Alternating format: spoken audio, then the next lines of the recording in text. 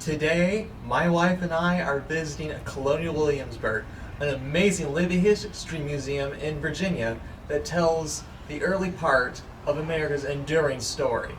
Come along with me and my wife as we explore a history buff's paradise. That's coming up next.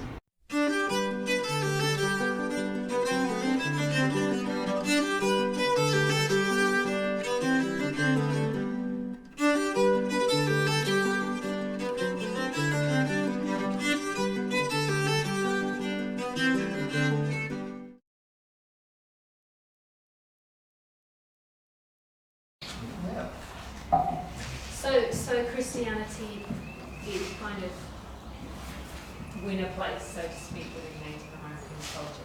It's individual, right? So it's all individual. So like our, with a lot of the tribes, like Cherokee, Shawnee, for example, that's where we're from.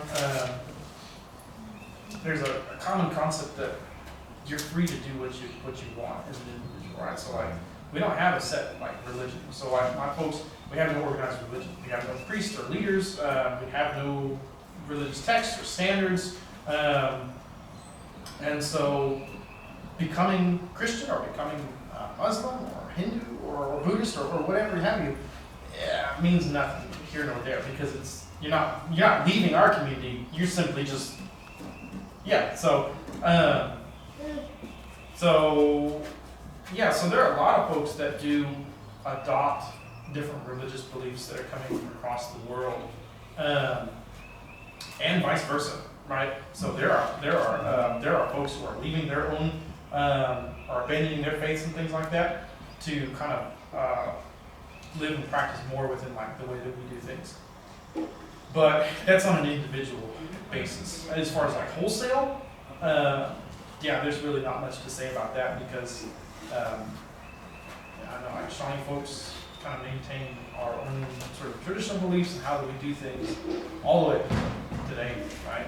So, yeah. Okay. That's the best way I can put it. Thank you. Mm-hmm. So it's a bit like sort of just, you see another culture and if you want to, you kind of adopt some of it, but you maintain your own traditions as well alongside it. Mm-hmm. It's like that. Yeah, I might not word that very well. It's like on an individual basis. Yeah. Today, right? So when you think about like stuff that you like, or you have an affinity for, you'll kind of like study or say, oh, I kind of like that, right? I think indeed we kind of did things like that. But it's your own personal decision, right? Yeah. And it's pretty much kind of the same thing in the colonial period with European interaction, all the different things that are being introduced into these societies. There are people who are adopting some things, or integrating some things, or rejecting others. But that does change as time goes on, right? So initially, this first interactions is more on an individual level of deciding what it is they'd like to adopt, whereas later on, then it's imposed upon, right? So now you're going to worship this way, or now you're going to live like this, or you're going to work like this. Those different things. So of course, it's changed. People to people, so that same kind of concept of that personal liberty gives people the freedom to want to do that, how they please. How long were the promoting here before the European settlers showed up? A while. A while. Yeah. Archaeologically speaking, I think the oldest human artifacts that they find in this area are like 11,000 to 12,000 years or so. Mm-hmm. In the Americas, it's up to about 150,000 years now. So, just as in North America in general. So, yeah.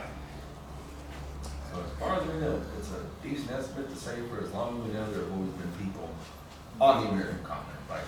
However, those societies exist over time. Could change, right? Shift, because how communities are dissolved and then integrated into other ones, and cultures change and things like that. But I do know that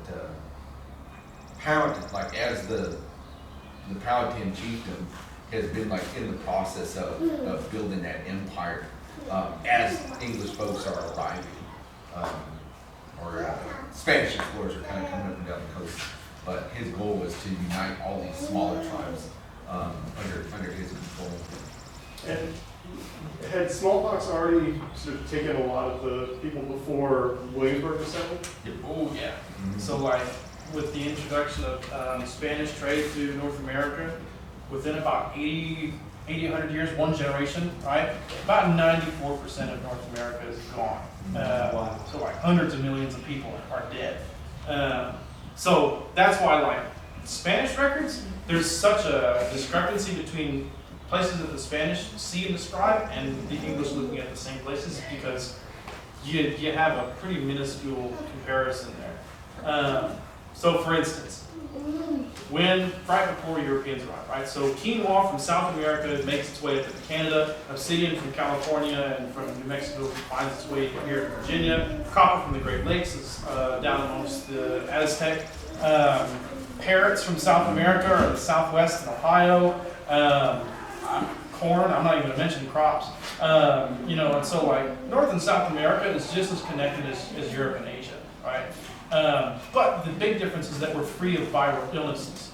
So viral illnesses and things like that, separate of bacterial infections, we don't have any of those things as far as anyone can tell, right? So when those are introduced to North America, it spreads that trade network like wildfire, right? So cities break apart, so like Cahokia, Tenochtitlan, Chocolate Canyon, the Hopewell, and Fort Ancient folks, right up in the northwest. So all across these trade networks, you have these hubs, these large cities that sort of pool resources that you can go and trade. Copper and iron tools, shell jewelry from the coast, obsidian, and all the things that you might want, textiles and dyes and whatever you want, right? There are people who are specialized in those things, who travel to those places to do business. That becomes non-existent by the time that English people start to settle here in North America. Those large cities break apart, people become more rural and isolated, family units start to stick together a little bit more, you're making almost everything for yourself and your family, right? And so by the time that English people start to settle in North America, I don't know of anyone who's making metal tools anymore. I don't know of anybody who's weaving large amounts of textiles or traveling long distances to trade and things like that. Supplement that with European trade, right? Silk ribbon, wool cloth, glass beads, ready-made iron, steel tools, and things like that. Those things never pick back up. And so, yeah, smallpox, cholera, typhoid, typhus, dysentery, the common cold, influenza, all of those things are introduced, and a plethora more are introduced to native communities, which we have no medicines for because we have no idea what they are. We have no immunity to. Even in today's world, viral illnesses and things like that take a much higher toll in native communities because our natural immunity is lower. Our bodies are not built to fight disease because we traditionally don't have those things.